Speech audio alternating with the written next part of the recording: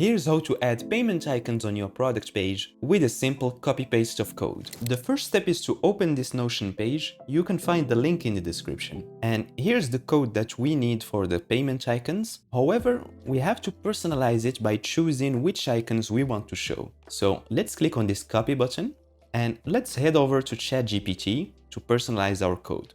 So we can just paste it here. Then we just need to replace this line with the list of payment methods we want to show.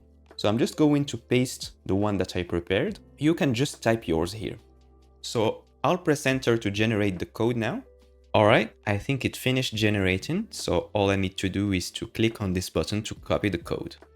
After you've copied the code, head over to your admin panel and open your themes list. I'm going to use the Dawn theme for the rest of this tutorial, but you can follow along using any theme. So let's click on Customize.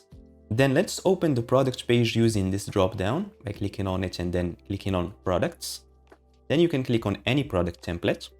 Here we need to add a new block for the product information section. So let's click on Add Block and select the Custom Liquid block. Then click on it to open its settings and paste your code here. Now let's go back to the blocks list and drag our custom liquid block under the buy buttons. And now the icons are properly placed. And let's open the full screen view by clicking on this icon. And it looks good here as well. If your icons aren't aligned properly like this example, we can fix this using an additional code snippet. So let's go back to the Notion page and scroll down. And let's copy this line here by clicking on this button. Then let's go back to the Shopify editor and let's click on this custom liquid block.